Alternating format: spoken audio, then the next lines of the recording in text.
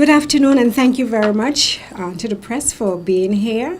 We are representing the BVI Rotary family. I am Delma Maduro. I'm past district governor, and on my left I have our assistant governor Elvis Harrigan.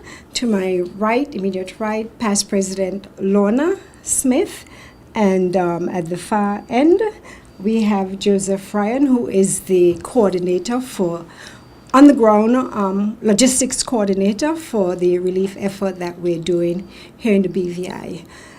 As Rotarians, we thought that it was important that we share with the community some of the things that we have been doing in the aftermath of Hurricane Irma. We were among the first responders to hit the ground, to be out there providing logistical support to make sure that relief supplies that came in were distributed to the persons who needed it the most.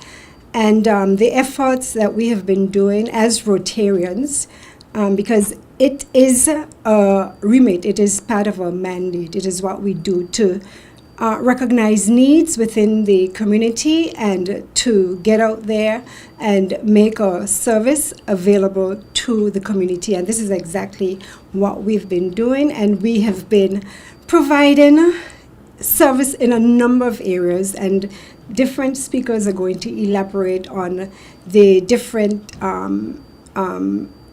areas of support that we have been lending to the BVI community ever since the hurricane came. So without saying anything further, I will come back and make a few other comments, but without saying anything further, I'll ask our Assistant Governor, Elvis, to say a few words. Thank you, Past President Delma.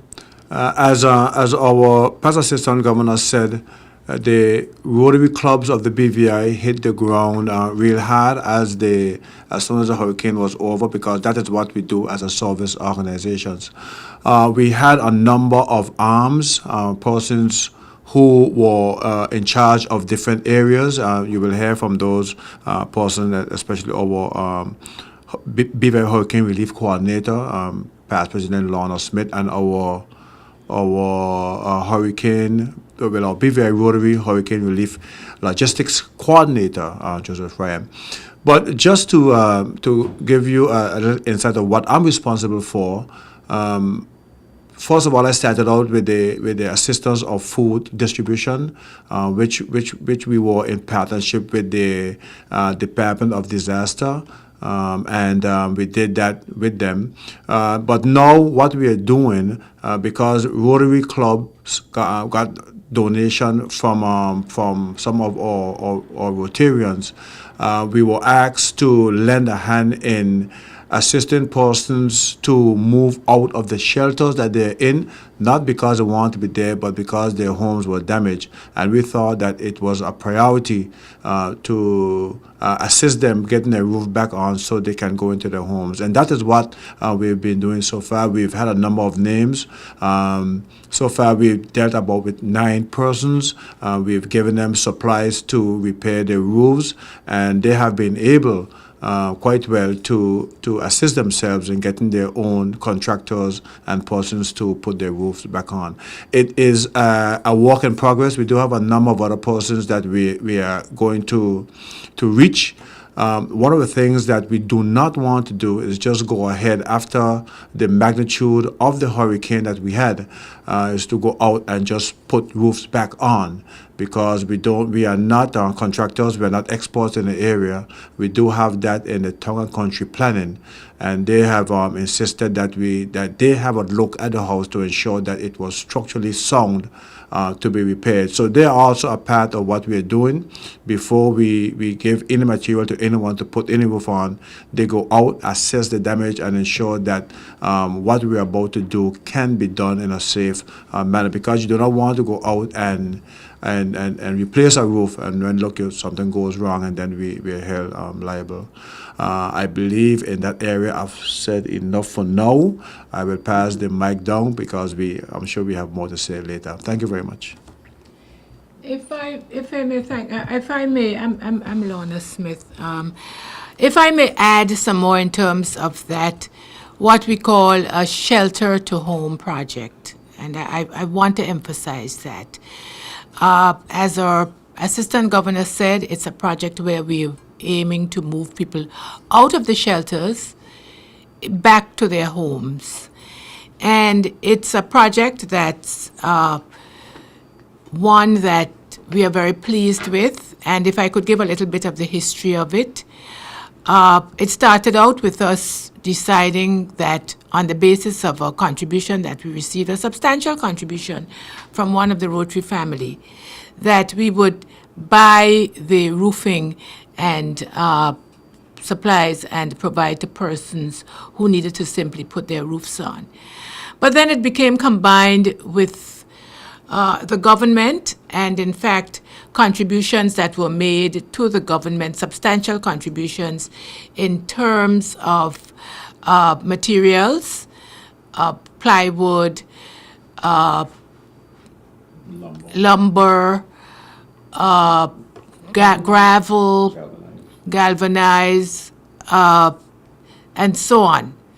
And as a result of that, government, we were very pleased that government said, okay, you can use our material.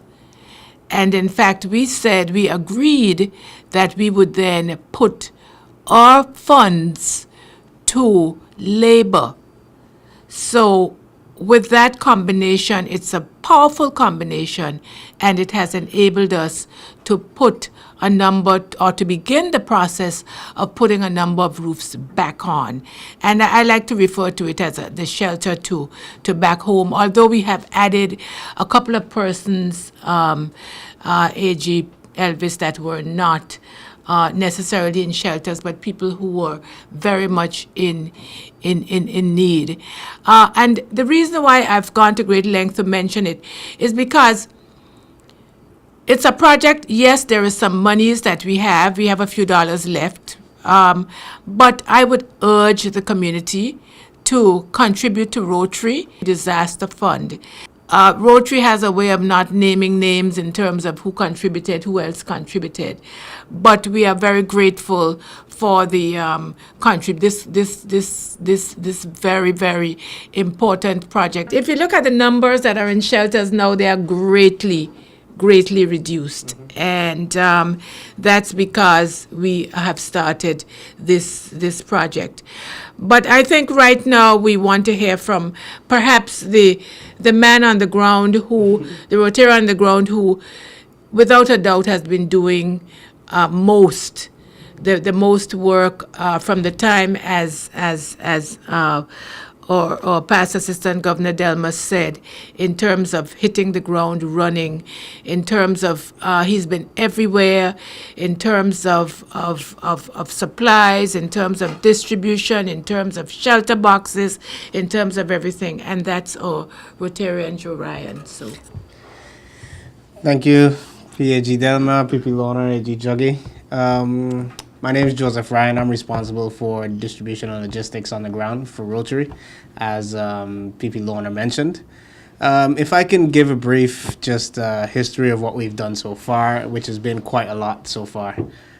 Firstly, Rotary, out of a huge need and request by our donors, partnered with the Department of Disaster Management to aid in distribution and relief for food, water, that sort of stuff coming into the territory.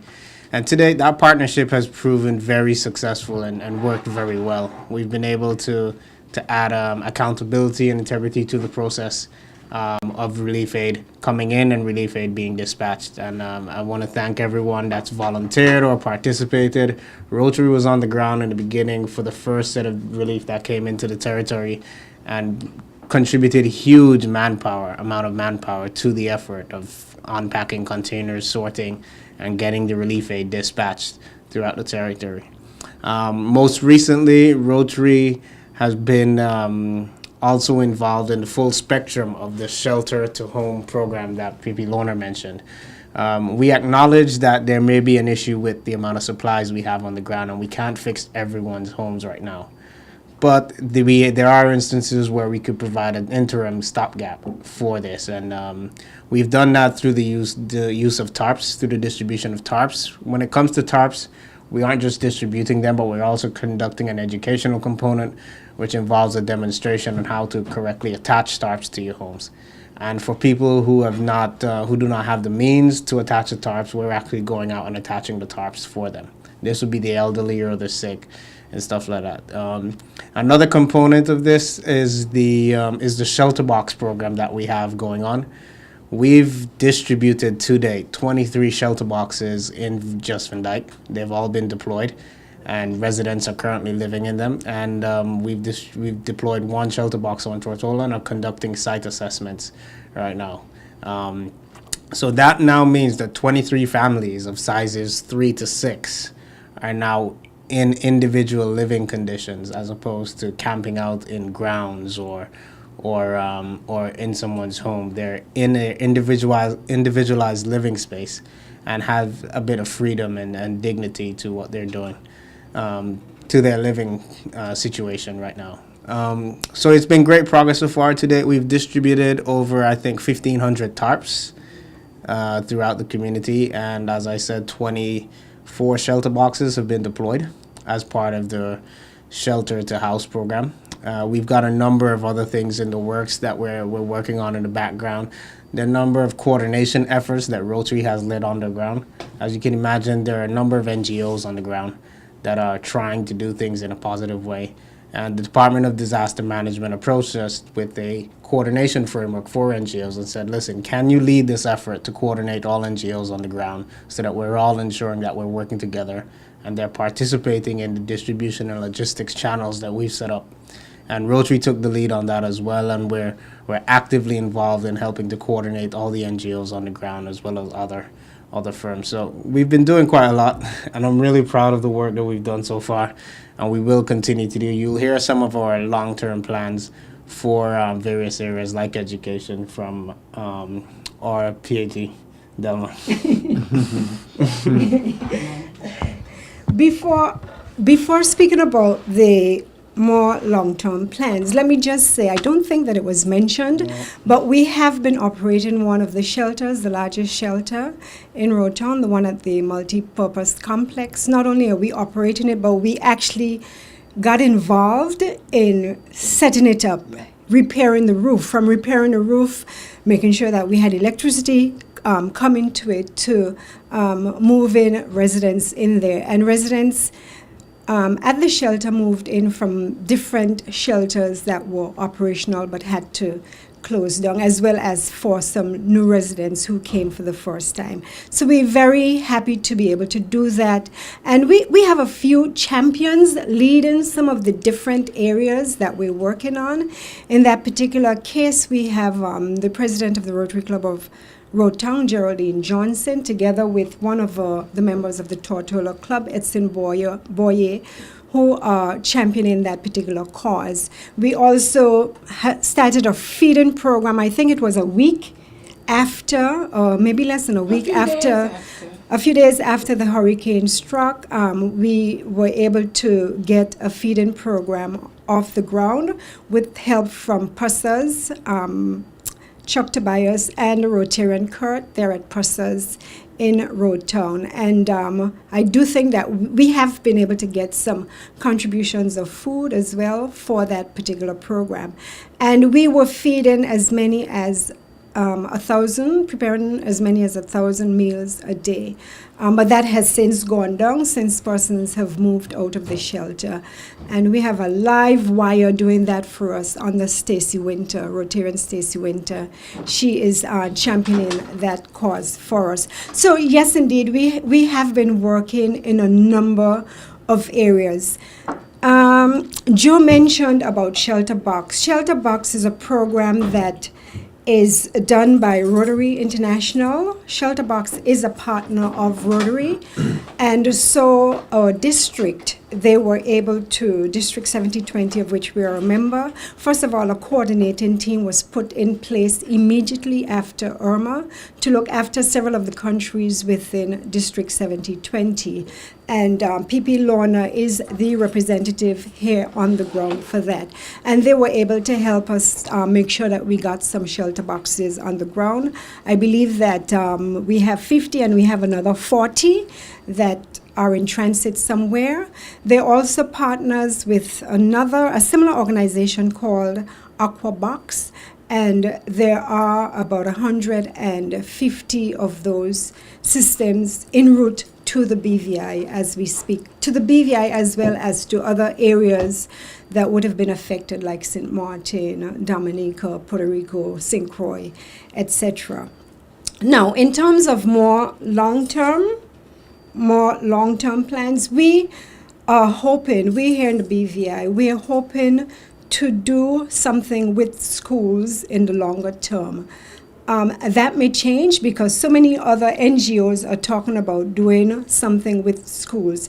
We are going to have to do a thorough needs assessment to see exactly where the needs are. And from that, we're going to get partners, other Rotary partners from across the world, and apply for a grant, which could be a significant amount of money to help us with schools. I just came back from leadership training at Zone, and one of the presentations that I saw, which I thought was really good and could be very useful at a time like this, and that is where we do something towards economic development to help small businesses get off the ground through the provision of micro loans up to like maybe $2,500. I'm probably speaking out of turn because we have not even discussed it in any meaningful way here, but I know that it's probably something that we could be interested in, and it is something that the Rotary Club of Tortola has talked about doing quite some time ago. And we all know that a lot of small businesses, well, all businesses have been impacted very negatively, and small businesses may have a more difficult time getting off the ground. And so it's an area that we're definitely going to have a dialogue on to see if that is another area that we could probably lend some support. I think that the education sector, I mean, you'll have to do a needs assessment, but you'll find that there is just so much need in that sector that definitely the Rotary family can contribute to that sector in a very meaningful way and in the short term, because so many of our schools suffered damage. I mean, it's nice to know that a number of the primary schools will be opening, I think, early next month. But a lot of them have suffered significant damage. Certainly, even before this Hurricane Irma, we were going to contribute 2 computers for the high school, and we certainly hope to continue to do so. You mentioned some of the tents that are coming, the shelter boxes and so on, and I should say that we are expecting to use some of those shelter boxes for linesmen. It's critical that linesmen, in fact, we are told that 60 linesmen are needed as soon as possible, like yesterday, if we are going to get power back up by the end of this year. It's very critical not only to our financial services, it's critical to our economy. And we will have to be accommodating those people, some of them, in our shelter boxes. Thankfully, we are making some progress with those linesmen. I don't want to, like you, talk out of turn, but at least one NGO has come forward and said we can give you 30, which is fantastic. That's great. I don't know which day. And I've heard from another source that there could be another 20 and maybe another 20. So we may have, I have been looking to beg, borrow, steal, whatever linesmen, because it's critical that our economy gets up and going by the end of this year if we're really going to stage that comeback Yeah. that our goal is to do. And indeed, some of the boxes, the last set of boxes that came in, they were requested specifically to house the linesmen, who we hope will indeed be coming in to help expedite the restoration of our power here in the BVI. Yes. So we're very busy. We're very busy, extremely busy. All of us we've had damages at our homes and so on, but I don't know, we've been trying to help in whatever way that we think. And I think a lot of what we do, I must say, it's really with the support of individuals and other organizations who, would make funds or material available to us. And so we're very, very, very grateful to those organizations as well. And let me just shout out the Puerto Rican Navy. They were the first. They were the first to be here on the ground. And when I saw the sign that they had on the trailers, tears came to my eyes. Not now. It says what? What did it say? I think it said, "Here comes the Puerto Rican Navy. We love you, BVI." And I thought, how nice. And they had 7 containers here on the ground for us within a very, very short order. Yeah. Thank you, PJ Delma. If I can just also state as we go ahead, moving forward with the restoration of the roofs. The system that we have, we're asking the district reps to go through the district because they know them more than we do and bring forward names of the most vulnerable. We're actually looking especially at our elderly who have their homes and know nothing else, and we're trying to get them back in their homes. So please find your district reps, and they will be the ones that would quantify, look at your home, quantify what they think you need, bring the quantities to us, and then we are going to get the Public Works Department or Town Culture Planning to then go out and look at your home themselves. But the registration starts with your district rep, or if you find a Rotarian, you can certainly give your name and where your address is, and then we will come and take a look at it. We're just not going out and doing this, but that's the way the system works. We're not picking anyone. We're actually trying our best to help those that are in shelters already, and then we're helping the elderly and the most vulnerable to get them back in their homes. So please go out and register your homes, and then we will do our best to assist. As PAG Delma and the others said, we are working with other organizations. Rotary is not working by themselves. We are working with other organizations, but we're trying our best to get everyone around the table so we all reading from the same page. So I would just like to thank everyone for all the assistance so far, and all the Rotarians who have been out there. Those who are not here, I sent a WhatsApp out to the food distribution team this morning because I see them every day on the WhatsApp, who goes here, who goes there, and so forth. So it's really nice to see that, and I thank them very much. And Rotary will continue to do our best in this territory as we continue to serve our community. Questions? Hi, I'm Shireen Williams from BVI Platinum News. Yes, I understand that the Rotary Club has a hand in the shelter at the multipurpose stadium. Yes. Could you give us an update on the number of persons who are there and what will be done for them as the evacuation date draws near?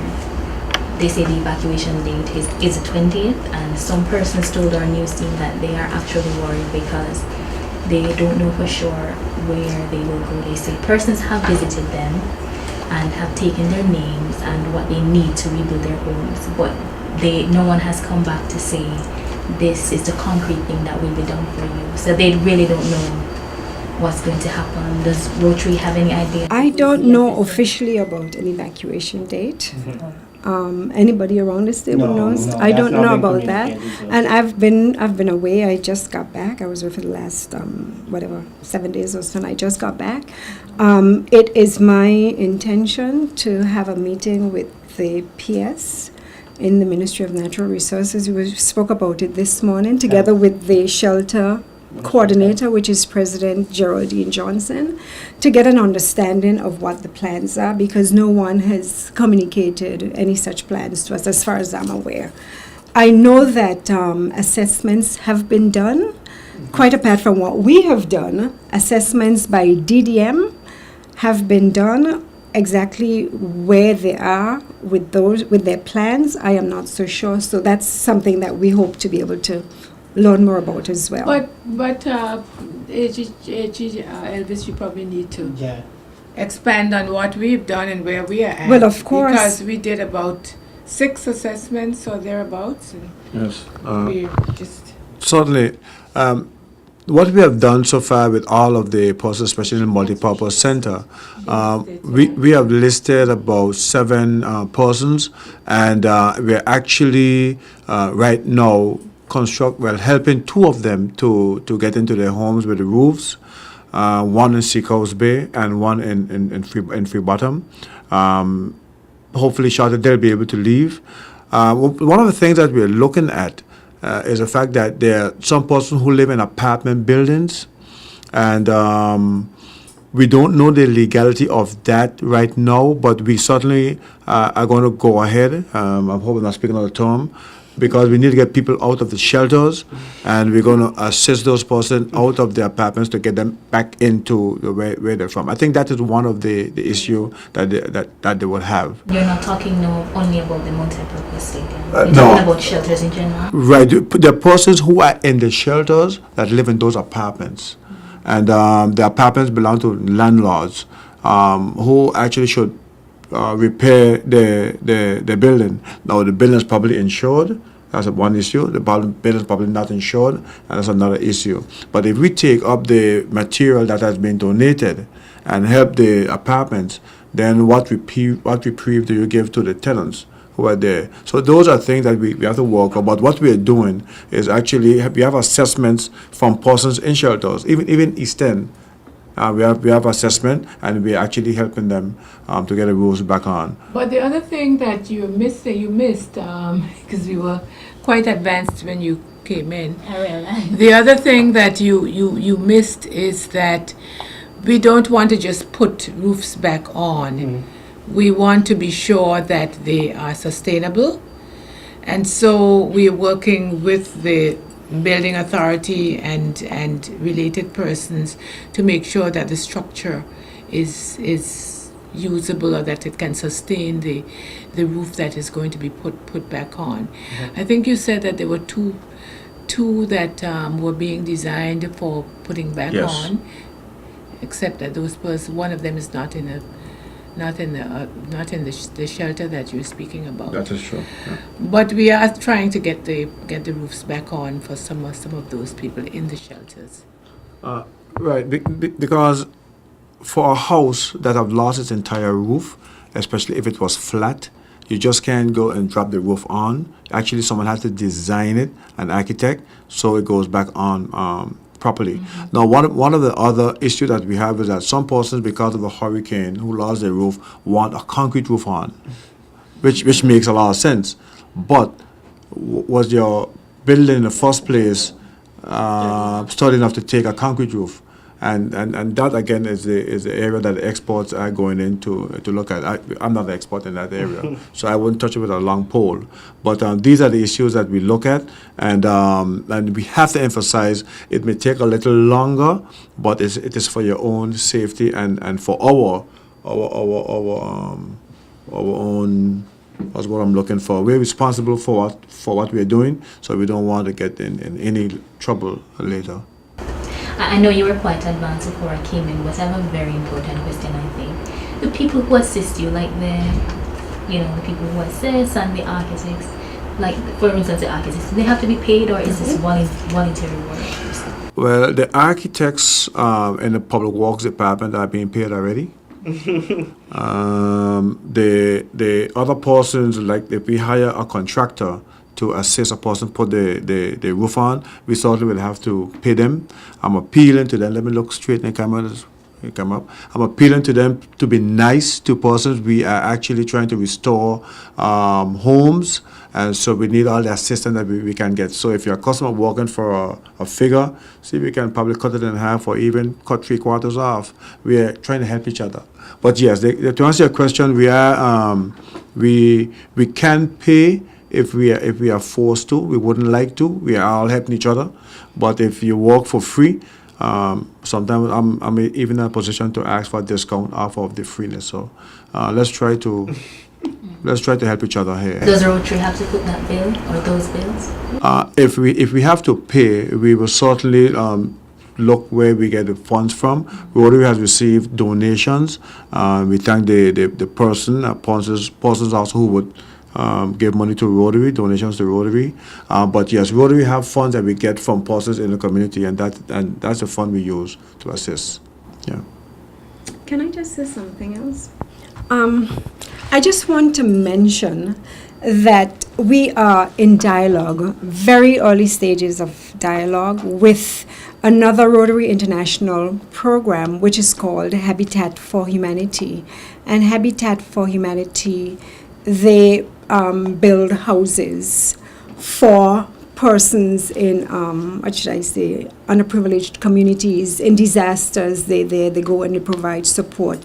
So we are in very, very, very early stages of dialogue with Habitat for Humanity, with a view to see whether or not we can get some volunteers from this organization to come to the BVI to work hand in hand with Rotary to help with the rebuilding of rebuilding the homes or roofs of persons who are very vulnerable.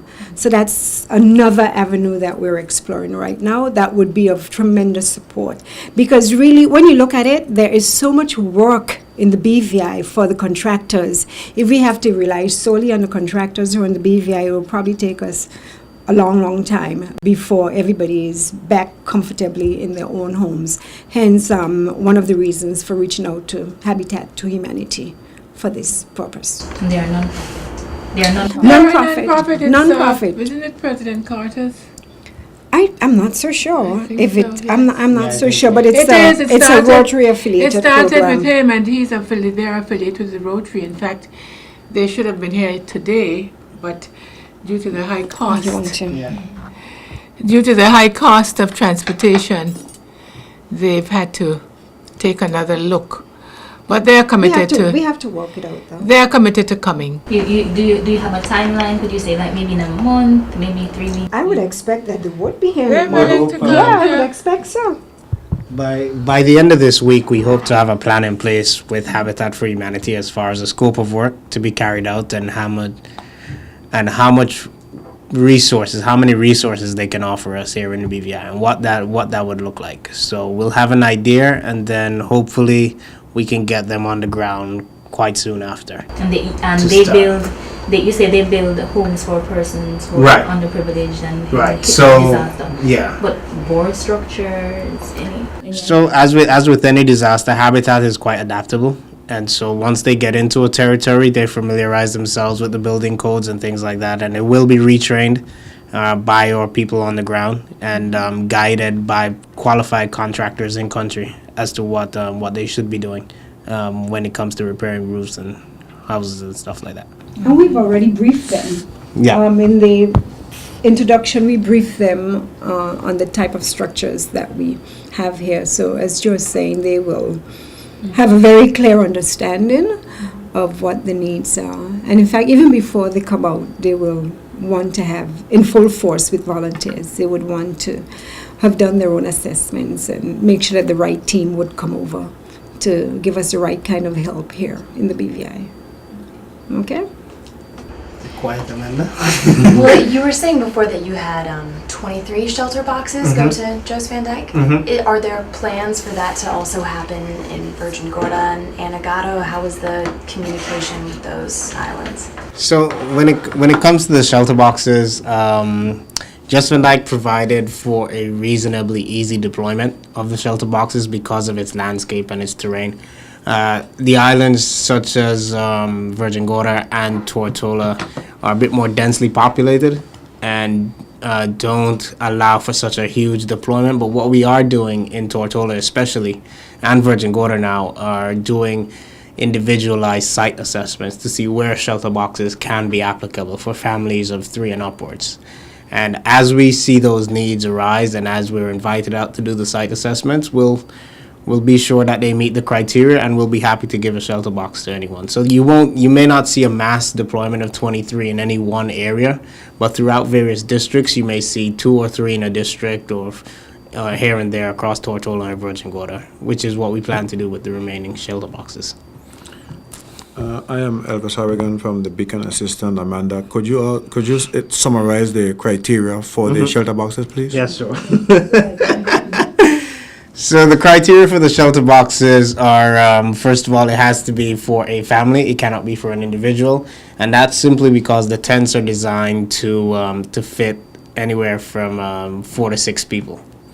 The other criteria would be the shelter boxes have to be near the homes, not on top of the foundation of the homes, but near the homes to encourage people to get up in the morning and clean up the debris from around your house, or reconstruct your house, or be near your possessions at night and stuff like that. So it has to be near the homes. Some of the other criteria includes things such as access to potable water, whether it be dipping a bucket at a cistern or having actual running water. You need that around the shelter box. And you would also need some sort of sanitation facilities to take showers or to use the bathroom and that sort of stuff. As long as those things are in place, then you can, and a clear site to deploy the shelter box as well, which I forgot, is quite important. A clear site with about a 20 by 20 space is actually quite important to deploy the shelter box. If we are finished, my final words would be that as we continue to restore the territory, Rotary is going to do their best. All the other organizations that's out there trying to help to restore the territory, we are doing our best. But as I drive around and assessing homes and looking to see who need help most, I come upon still a lot of debris in yards, and even some homes are not cleaned out as yet. And I will send out an appeal to those persons who can assist themselves in cleaning the yard and their homes out to please do. And those who can't, you may want to ask someone to assist you. But I believe the restoration starts by taking away the debris that's there, so we can see what needs to be done. And I think if we continue to clean up the area, then you will see progress and you'll be a bit more encouraged. Just the way how electricity is coming back when it came to town, everyone felt real good. So I think we just need to continue to show the progress that we are making. And I would just like to send an appeal out for persons to please clean up your surroundings if you can.